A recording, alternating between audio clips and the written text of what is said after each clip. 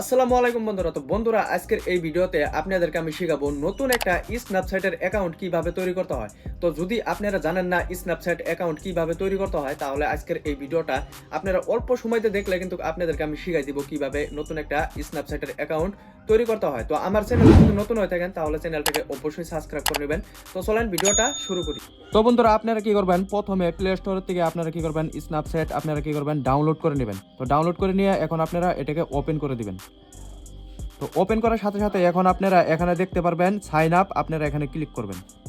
তো সাইন আপে ক্লিক করার সাথে সাথে এখন কিন্তু আপনাদের এখানে নামটা এন্টার করতে বলতেছে। তো আপনাদের নামটা এখানে আপনারা এন্টার করে দিবেন। তো আপনাদের নামটা আপনারা এন্টার করার পরে এখন আপনারা এখানে দেখতে পারতেছেন এগ্রি এন্ড কন্টিনিউ, এখানে ক্লিক করবেন। এখানে ক্লিক করার পরে এখন আপনাদের ডেট অফ বার্থটা আপনারা এখানে সিলেক্ট করে দিবেন। তো আপনাদের যেই ডেট অফ বার্থ, আপনাদের ডেট অফ বার্থ হিসেবে আপনারা সিলেক্ট করবেন। তো আপনাদের ডেট অফ বার্থটা আপনারা সিলেক্ট করার পরে এখন আপনারা এখানে দেখতে পারতেছেন কন্টিনিউ, এখানে ক্লিক করবেন।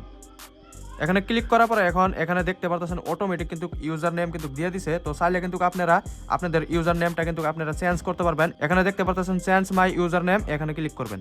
ক্লিক করার পরে আপনাদের হিসাবে কিন্তু আপনারা এখান থেকে চেঞ্জ করতে পারবেন। তো আমি এখানে রেখে দিব আব্বাস আলী 201।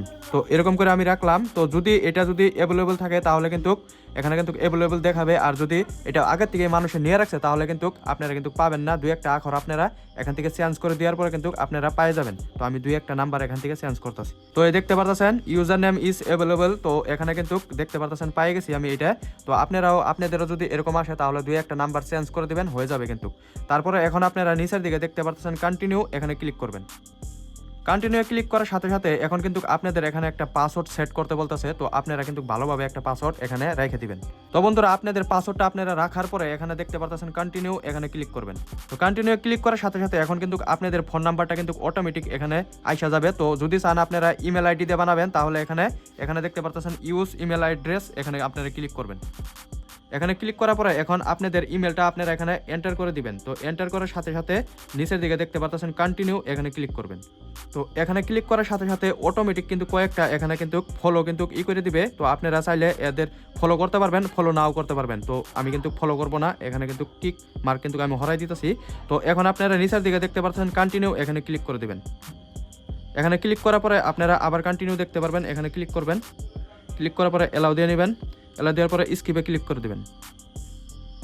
তারপরে এখন যদি আপনাদের পাসওয়ার্ডটা আপনারা সেভ করতে চান তাহলে এখানে সেভে ক্লিক করবেন, আর যদি নোট নাও এখানেও ক্লিক করতে পারবেন। তো আমি নোট নাও এখানে ক্লিক করে দিলাম। তো বন্ধুরা, আশা করি আজকের ভিডিওতে আপনারা শিখতে পারছেন স্ন্যাপচ্যাট অ্যাকাউন্ট কিভাবে তৈরি করতে হয়। তো ভিডিও যদি ভালো লাগে তাহলে ভিডিওটা একটা লাইক করে দিবেন, চ্যানেলটাকে কিন্তু অবশ্যই সাবস্ক্রাইব করে নেবেন।